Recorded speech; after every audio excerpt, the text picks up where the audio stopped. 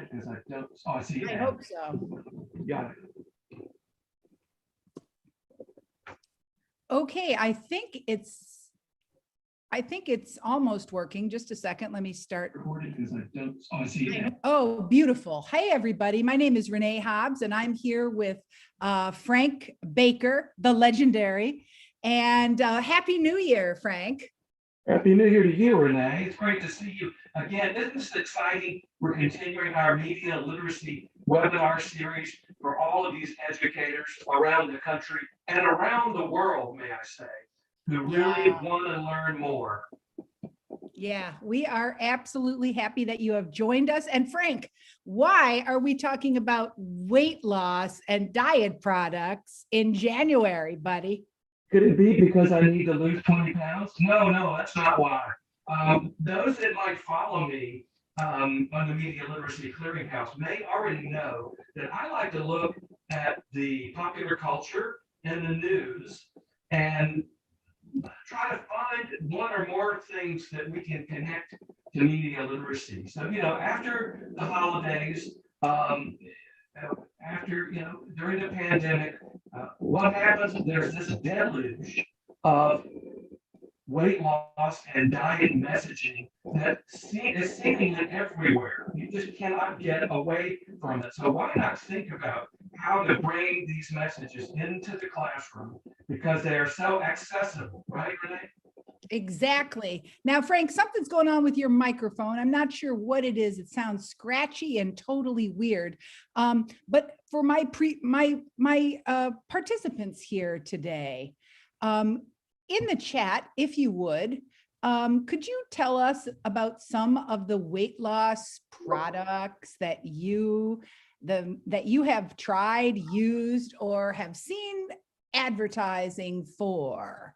Let's just open up a little chat about the kinds of weight loss and diet programs, maybe even exercise programs that you have encountered in your social media feed. Of course, I start us off by talking about Noom.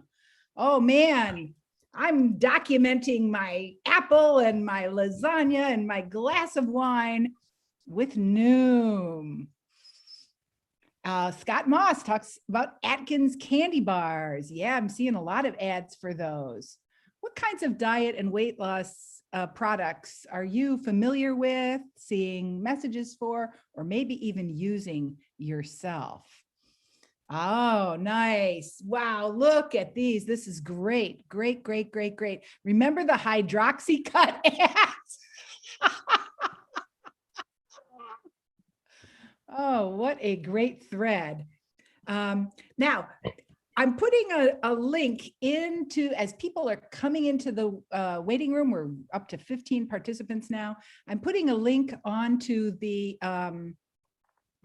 walk at home. Oh, that is a good one too. Thank you for sharing.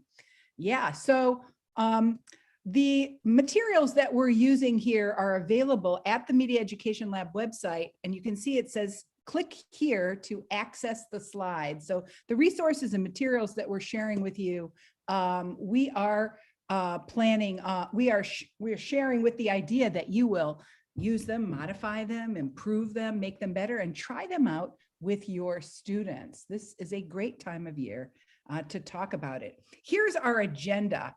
We're going to talk about media literacy and health education. We're going to talk about using the critical questions of media literacy to analyze weight loss advertising or products associated with weight loss advertising. We're going to drill down on some of the unique persuasive techniques. Frank, what I love about teaching media is that there are some timeless and universal techniques that are used in all forms of media, but then there are some that are, we would say, medium specific or genre specific. So we're going to talk about before and after photos, celebrity endorsements, and fine print as 3 unique features of this genre of communication. Oh, and then we're going to talk about user-generated content by talking a little bit about the messages about food on TikTok. And then our major activity, we're going to view and discuss a parody ad Frank, why are you such a fan of parodies for media literacy? Oh, Renee, it's just so much fun.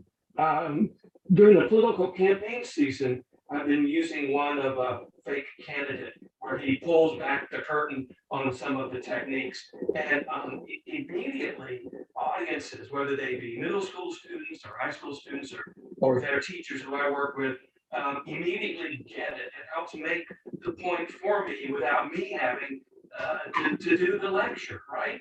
And we're all so familiar with parody, and it's just such a natural. So when I saw this one that you all are going to see shortly, I thought, oh, we got to find a way to incorporate all of this. And so I'm hoping those of you who already use parody will think about using this one and share with us any parody ads that you might use. Yeah, nice. And hopefully we'll have time for a small group discussion on that very topic. Okay, so wow, there's some examples of some of the YouTube ads, the magazine ads, the broadcast ads, and the web banner ads.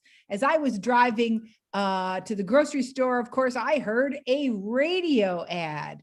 I forgot about radio ads, but when I'm in the car, radio ads are the way I get persuaded. January is a big time of year for these, as we're all thinking about how much overindulging we did during the holidays and how much we want to get ready for the spring. But Frank, you told me that this approach to media literacy, focusing on diet and weight loss advertising, sort of fits within the health standards for grades K through 12. Can you explain more about that? Yeah, Renee, you know, and some others know that I did a study years ago where we were looking for elements of media literacy throughout all of the K-12 standards of all 50 states.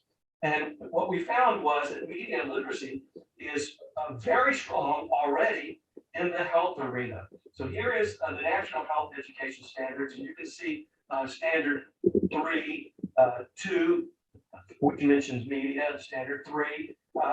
This is a great way to introduce this topic. I'm going to go back for just a minute about all the media messages throughout all those different mediums. Renee, I like to get students to think as if they were the advertiser. If you were Weight Watchers, who is your audience? And once you define who that audience is, you got to ask yourself, well, what media do they pay attention to? And how can I get my product in front of them? I mean, I'm sitting here with my Diet Dr. Pepper. Who drinks Diet Dr. Pepper? Well, I can tell you, 60-year-old white guy. So how is Diet Dr. Pepper, going to get its product in front of folks? Could I get it advertised on the Super Bowl? Could I get Beyonce to be holding it, right? So, 100 million plus people watching. It's all about exposure and reach. So I'm always challenging students, think as if you were the advertisers. Who are you trying to reach? How are you going to reach them? And what techniques are you going to use to get their attention and make your message believable? Yeah. And you know what? Just with this montage, we see different target audiences being communicated to. So that is a really great point there. Now, you pointed me to the Healthy Living curriculum at the North Carolina Department of Public Instruction, which explicitly calls out media and peer pressure for unhealthy weight control. Yeah, my experience is educators want specificity in their standards. And so the more specific those standards are, the better we are going to help teachers approach these subjects and find, really good resources for teaching. Yeah, so you might want to look in your state standards if you're a K through 12 teacher to see how the topic of eating disorders and healthy eating comes in your into your curriculum. Well, what about the diet and weight loss industry, Frank? It's absolutely huge. Look at this statistic that I found online. And this one is from 2021, but it is a huge industry. And when I look at that dollar figure, ladies and gentlemen, I always want to ask students who benefits. And we better define the word benefit. But think about that. who is creating the messages, who is broadcasting them or publishing them, and having students brainstorm everything from the graphic designer, right, to the publishers. Everybody's got their hand in that kitty, and every year they want that number of the annual income to go up, right? What an interesting point, Frank. You know, it's interesting. We are, of course, the most obese nation on earth, I think, pretty much. And weight loss industry is huge. But when you talk about who benefits, I don't immediately think about the copywriter, the graphic designer, the marketing people, the social media people. So that really reframes the industry behind these media messages, which is often invisible.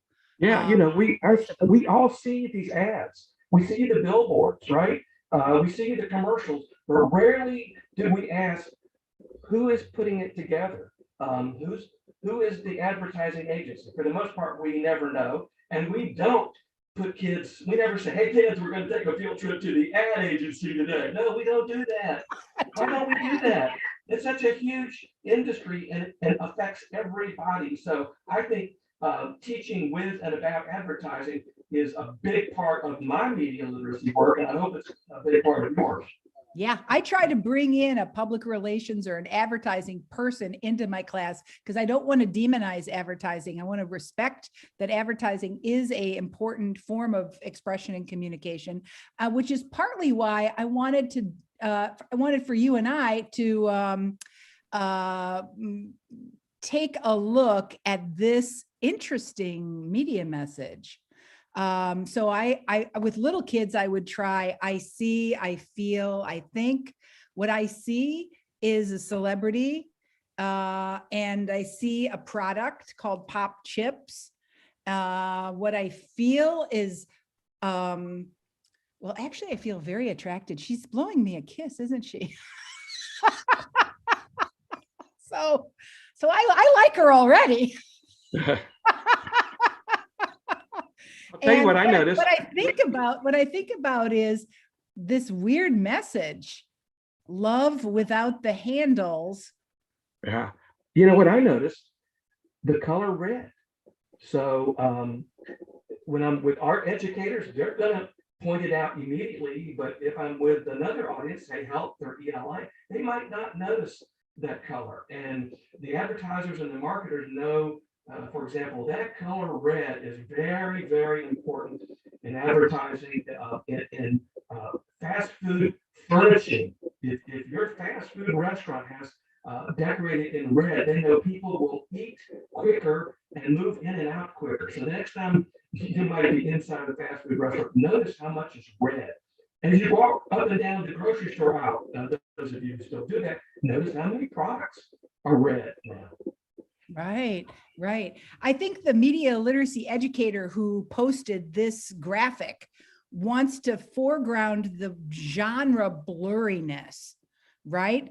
This is an ad for Pop Chips, but it's also a weight loss. It's also selling Slender. It's also selling a diet or a product to be used in conjunction with diet and eating right. I noticed Melinda points out how the chip bag is located at the bottom right corner where the eye settles, right? And of course, if you're reading a magazine, also where you have to touch the product to turn the page. So it turns out that there are a lot of blurry messages about diet products that are both selling products and selling a lifestyle associated with weight loss. Renee, I'm going to ask you and everybody else, you go back to imagine the letter Z overlaps this ad. It's another one of those ad design techniques. So if you start at the love, and you go across the top and then down and all the way to the bottom, notice what elements fall along the letter Z. In some arts textbooks now, advertising textbook is called the inverted S. but it's one of those rules that I talk about when we look at ads. If you're going to design an ad, you might want to do the same thing because our eye tends to follow that shape. Yeah, and you don't get any clearer linking between Katy Perry and this product than this media message. Yeah. We wanted to talk a little bit about the moral messages that go along with weight loss and dieting. And Frank, you found this really interesting work from the psychologist Anila Azar. She works at an organization called Inside Out. It's the Institute for Eating Disorders. Why is it important, Frank, for us to think about the moral messages that come along with weight loss and dieting? They're just so powerful. The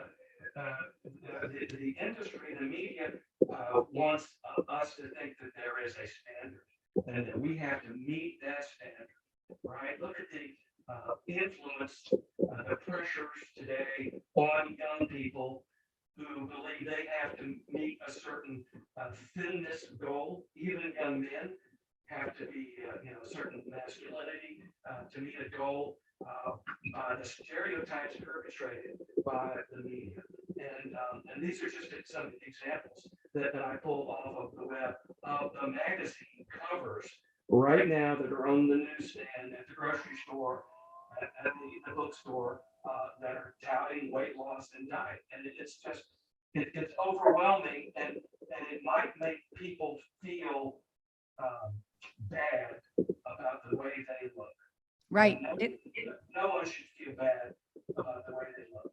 It absolutely is a really powerful way to ask students to notice about how messages about good and bad, right, are deeply inflected with body image and body size. So there's another quote from the same author who invites us to think a little bit about the language that's used in messages about weight loss and dieting. The idea that foods are good, some foods are good, like this apple that I'm eating right here, and some foods are bad, like the lasagna that I'm going to have after this is over.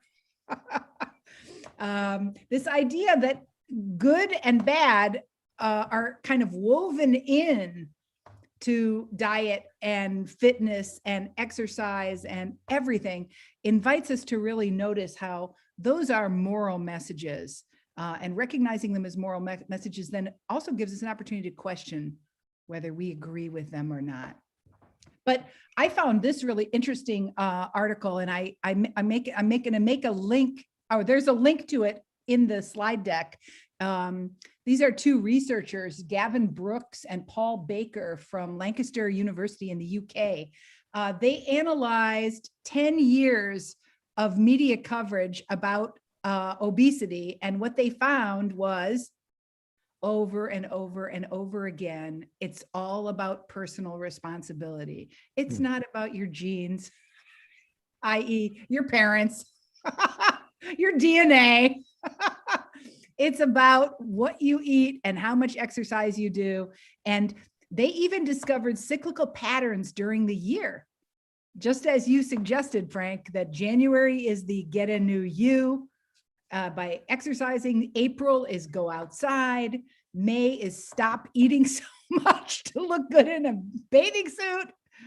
And November, okay, walking. Good enough. What I would call this, Renee? I would call this the formula. This is the formula that they have discovered through their research. And it's a formula that is cyclical. You can almost set your watch on, right? Exactly. Now, Frank, your microphone is a hot mess, and I'm wondering, is there something on your keyboard that's covering up your microphone? That no, not at all. Maybe I'll just get a little closer. Does that help? Get a little closer. Get a little closer, buddy. Here we go. We want the participants to give us the answer to this question in the chat. What's your opinion? Please answer this question in the chat room, will you? Why are before and after photos so darn persuasive? Let's give people a few minutes, Frank. think about all the reasons why before and after photos are so persuasive. What makes them so persuasive?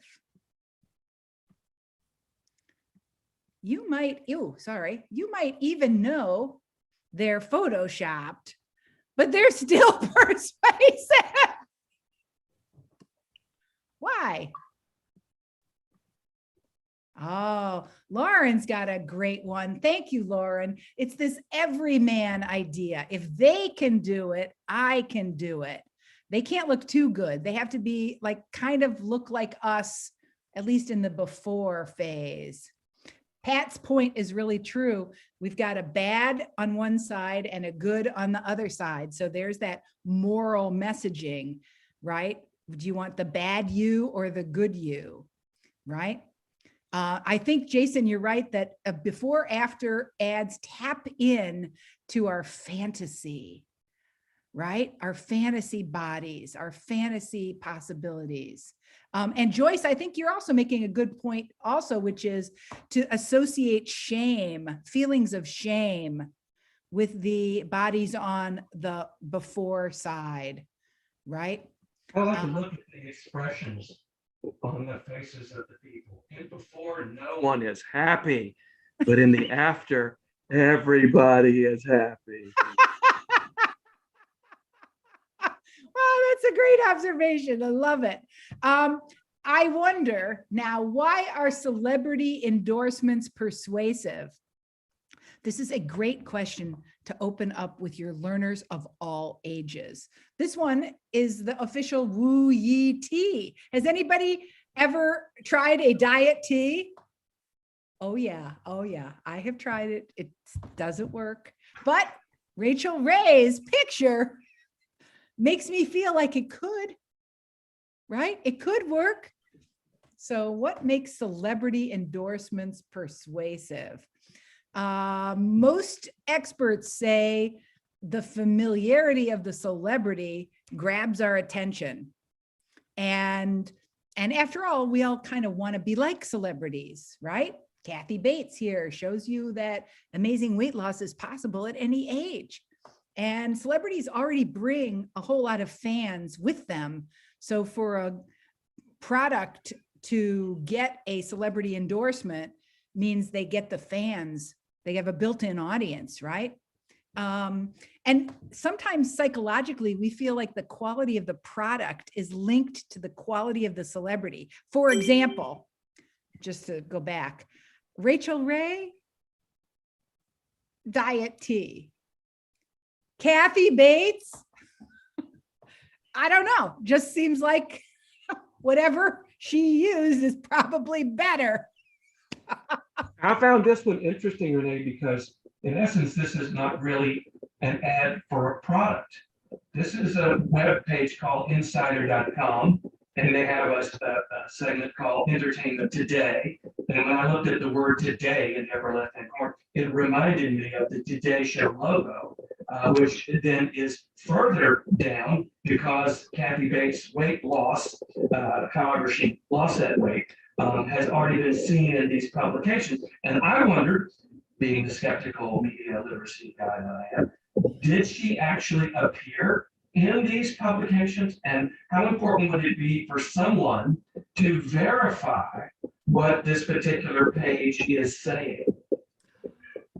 Oh, Frank, that is absolutely fascinating. So the before and after framing doesn't always exist only in commercial persuasion, but in entertainment content like this. And Melinda, I love Melinda's wonderful point in the chat. The weight loss products seem to have turned her hair black as well, Frank. So clearly celebrity endorsements are absolutely huge. So one of the things we thought it would be fun to look at with students is the way in which, Jason made me laugh. Jason said, oh yeah, and it improved her eyesight as she went from wearing glasses to wearing contacts.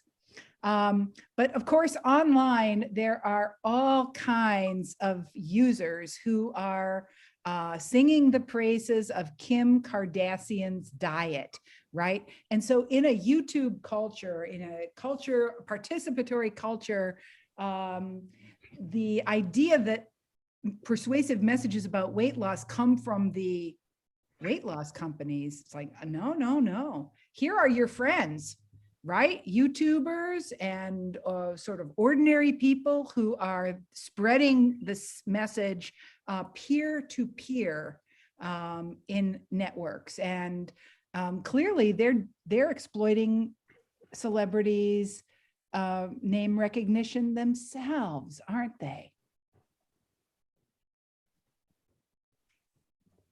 So that question about celebrity endorsements, Frank, led you to want to do some pull back the curtain on what are the legal consequences of the use of celebrities to promote products. Talk us through this one, will you?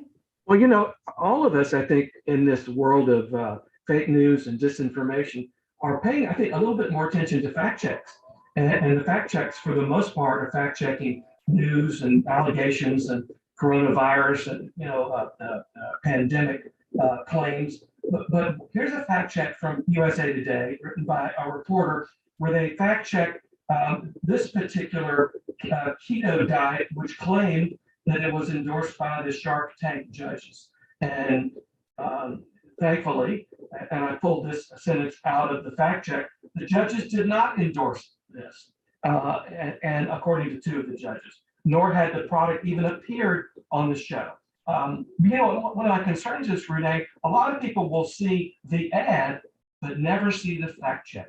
That's like the correction in the newspaper. They'll see, read the error, but never see the correction. I think we have to drive students to do the legitimate research and to verify what they see. Yeah, that's a great observation, Frank, because it's possible that this keto pill company was willing to pay the fines or the legal fees because, it was a cost benefit analysis that it was just determined to be better. I really love Joyce's point in the chat about how there are communities evolving around different diet cults or diet practices. And Wes wonders, is there a fast track method for reporting cases like this to the FCC? I'm not sure about that, but we thought that this topic was a great opportunity to introduce students of all ages to the right of publicity, right? The right of publicity is the right for you as an individual or a brand to legally control how your image and how your logo can be used. Talk us through this case, Frank. Well, I guarantee you the agent or the representative for each of these folks, whether it be Shark Tank or whether it be any other actress or celebrity, they are constantly on the lookout throughout social media, throughout YouTube, TikTok, to see who might be misappropriating their images or their quotes. And so here's a case where an actress actually filed a suit against a company that used her image in their advertisement. And this has become very common. And that's why people like Walt Disney are constantly issuing take it down messages to anybody, and educators themselves are afraid of using Disney products without getting permission. These are huge companies, and this is the reputation of the person being portrayed, which could be harmed, and in many ways has been harmed. Yeah. And let's be honest, Frank. I mean, look at this product. This is so ridiculous. It's a spray. It's an aerosol can with something that includes Yacon, green coffee extract, raspberry ketones, and Garcinia cambogia. So clearly they're assuming the target audience will find those fancy words like incomprehensible and scientific, right? and Yeah. think this is a great new way to spray your way to slimness. I mean, it's almost so ridiculous. So I Yes, got to it tell is. you, I A found this. celebrity would be embarrassed to be associated with this. Found a story about this actress's lawsuit before I found the ad. But that's what students could do as well. If they do research and they find a story where someone has filed a lawsuit, to go and find the example, right? Because in many ways, if you read a news story about a lawsuit, you may not necessarily see the example. Yeah, yeah. My students find learning about the right of publicity very helpful because it helps them understand that they have rights to control, legally to control how their own representation, their own images are used. Okay, so then the last one is, can you practice reading the fine print? I don't know, Frank, put your glasses on. Can you read the fine print down there? I can't read it with my glasses on. I have to take them off. Results of the individual. Typical results vary up to 6 to 8 pounds lost during the first 2 weeks and up to 2 pounds per week thereafter when the ideal protein weight loss protocol is followed properly. Consult your healthcare professional before starting this or any other diet program. Whoa. Okay, so that's the fine print. Of course, the advertisers don't want us to, they don't want us to read the fine print, right? Yeah. And so I think especially not Tony and Vicky lost 265 pounds, right? There's no way we want to know that it took them like 3 years to do that, right? So reading the fine print is a good practice to model for students and to get into. Even the fine print seems to be written in a way to be not something they want you to read. Yeah, I mean, have students read that small print. Why is it in the smallest possible font? In workshops that I do with tobacco ads, for example, the most important information, the ingredients or the manufacturer of the tobacco is in small print as well. They don't want you to read it. Right, right.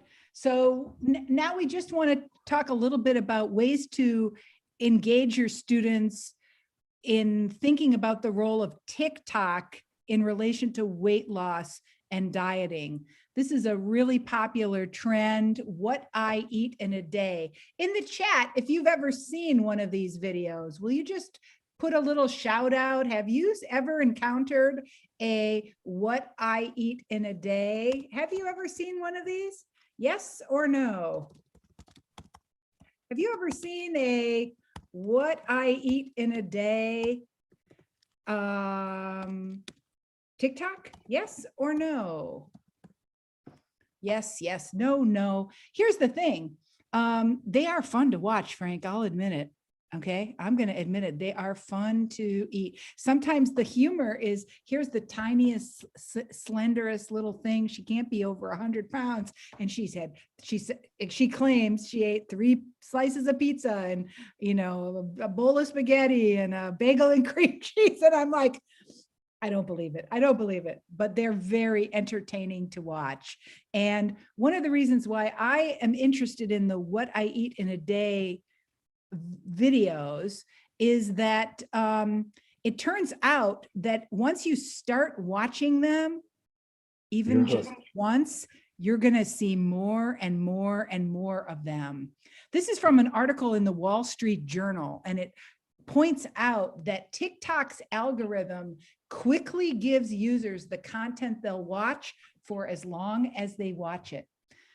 So if you start watching one of these, what I eat in a day, you're going to get more and more and more of them. And look how quickly, I guess they did this test with bots, where the minute the bot started watching weight loss ads, weight loss TikToks, within like 2 days, it's almost everything they saw.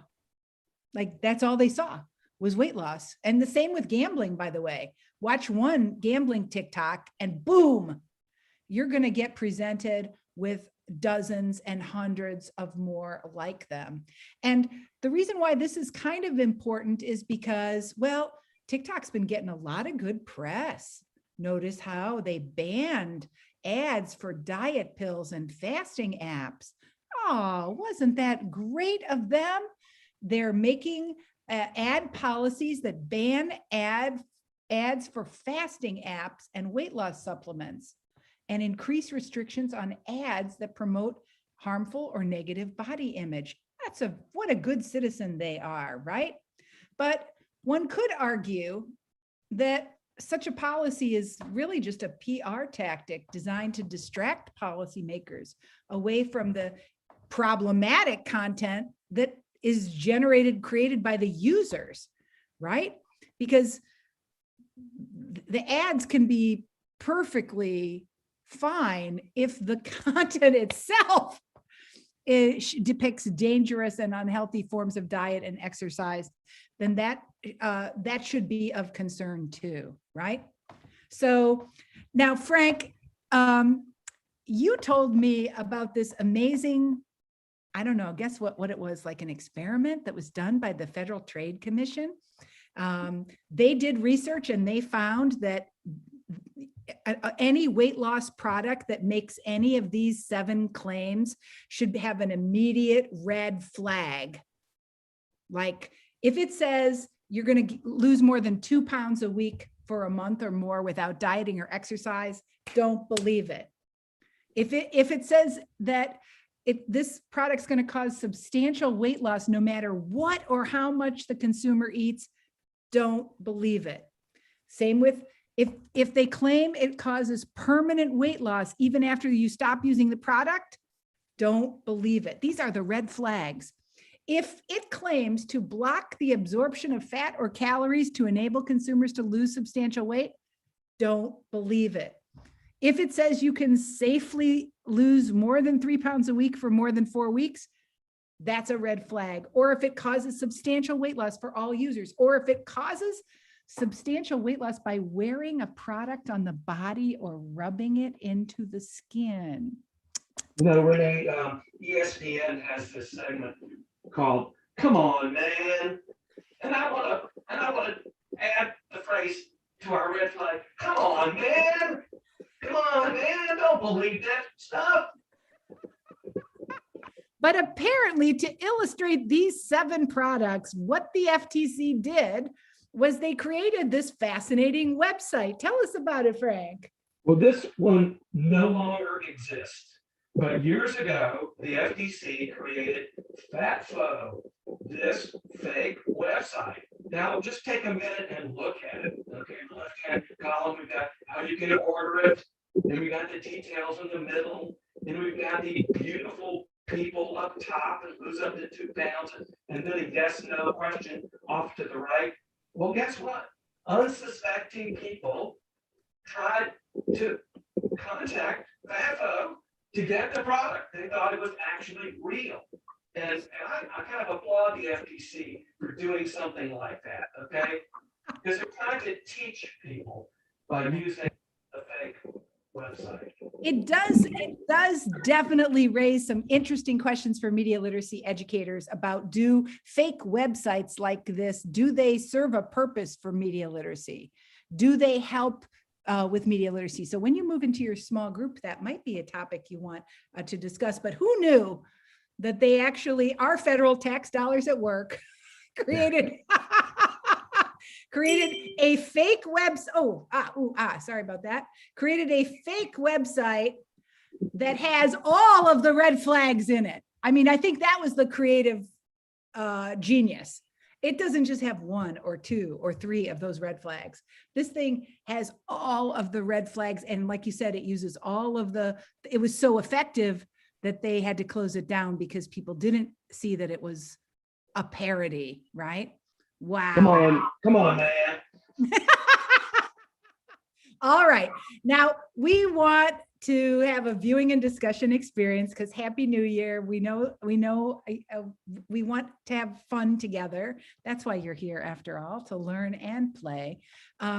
So let's just watch the first little bit of this YouTube video called "If Every Famous Diet Idea Was Honest." Would you like to be able to eat your favorite foods and still lose weight? Well, if you buy my patented diet program membership or diet app or prepackaged diet food thing or whatever diety diet stuff, I'll tell you that you can, and you'll believe me. I'm Roger, and you're going to pay me to help you lose body mass for a brief period of time in an unhealthy way just to gain it all back, and then you'll pay me to do it again. Whoa. Okay, Frank. Well, let's just stop there for a minute. Oh, God. What are you thinking, feeling, experiencing as you watch this thing? Well, we have this authority, maybe looking spokesperson who is promising that I'll lose weight, and he's got me hooked because I'll keep coming back.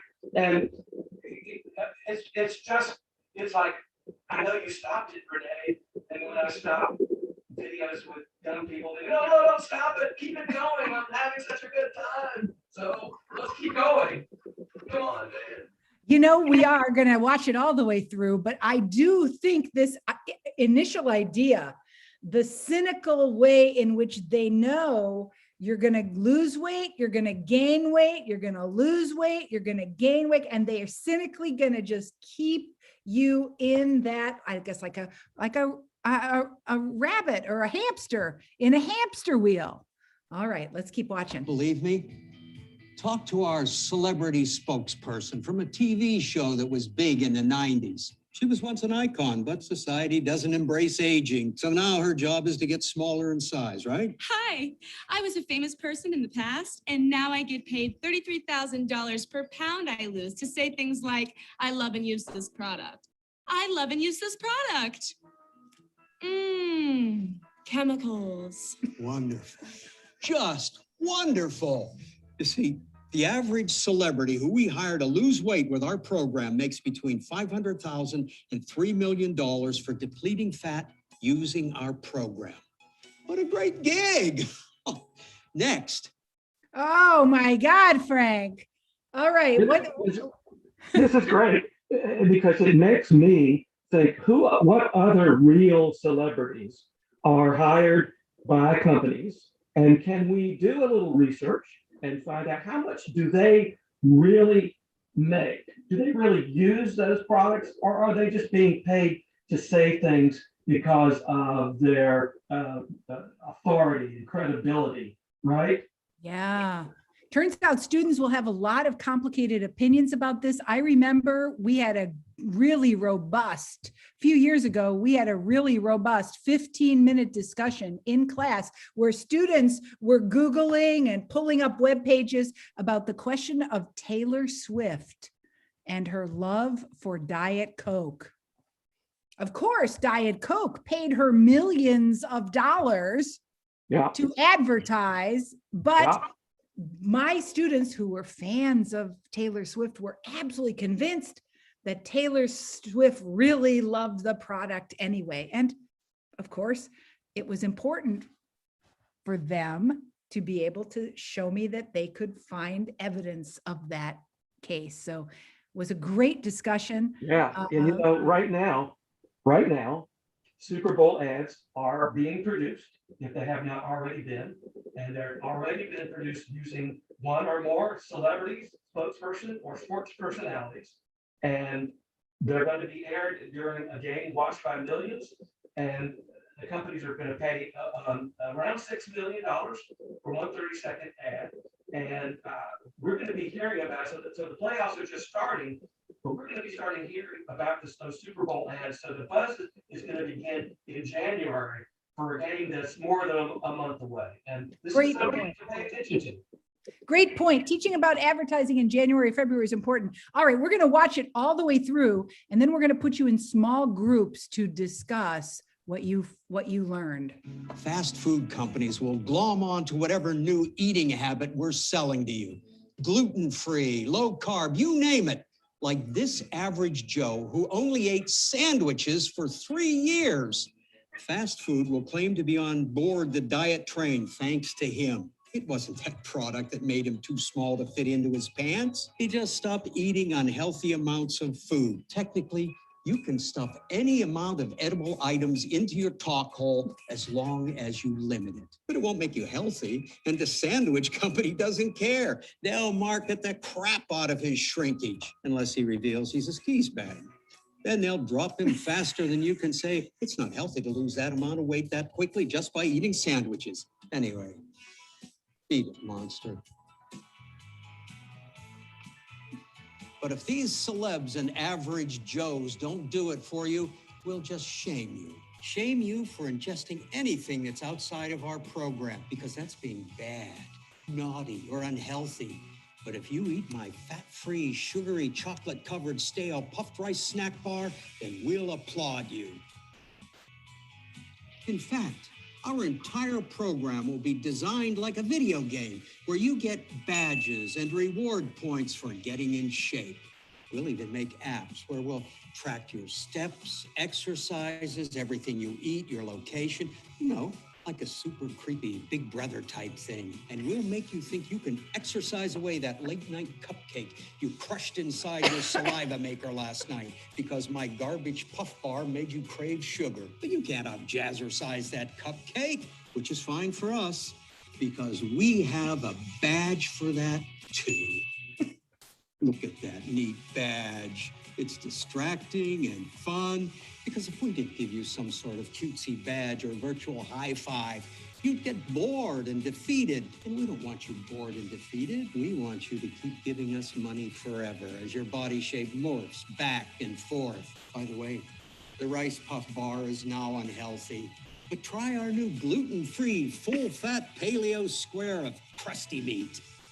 See how we keep changing what's considered good for you? That's how we get it. Because 108 million people are dieting just in the US, and they try and fail and try and fail 4 or 5 times a year. Then if you do lose weight, 95% of you will gain it back within 3 years. We literally design our programs for failure. However, if you earn that weight back, it's you who failed, not our program, never our program. You're a failure because you can't maintain an unrealistic masticating and exercise pattern for the rest of the time you spend breathing. Whoops, looks like paleo bars aren't good anymore. Now you should buy my liquid diet. You'll literally piss out your poop hole, all because your body is freaking out and doesn't know what to do. It's going into starvation mode since you keep switching from unhealthy diet to unhealthy diet, making it harder for you to lose weight. Your body is just trying to keep you from starving, but we've helped you develop a complex about feeding yourself. It's something you have to do or you'll die. And I sell you strategies and products that make it seem legitimate to starve yourself on and off. When if you really wanted to get healthy, you'd just eat moderately and exercise moderately and accept that your body will never be what you deem as perfect. But we'll never tell you that. Come on.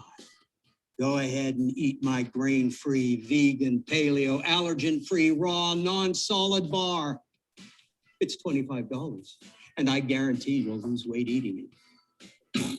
Woo! Oh my God, Frank. Wow. Wow. What if diet ads told the truth? Okay, here's the thing. We're going to put you in some breakout rooms. We are going to invite you to consider these 3 questions. This is crazy, but we're going to do it anyway. Here are the questions we're thinking we want you to discuss. Why is it important to teach about media depictions of diet and weight loss? What is the most dangerous messages that about diet and weight loss advertising that you've encountered? What about parody? What makes parody so useful for media literacy education? And would you use this video with your learners? Why or why not? Give me a thumbs up if you understand what we're going to be talking about in small group discussions for just a little while, not too long. Okay, let's have fun. We'll have some conversation. We'll take just about 8 minutes. Rooms are open. Talk it over.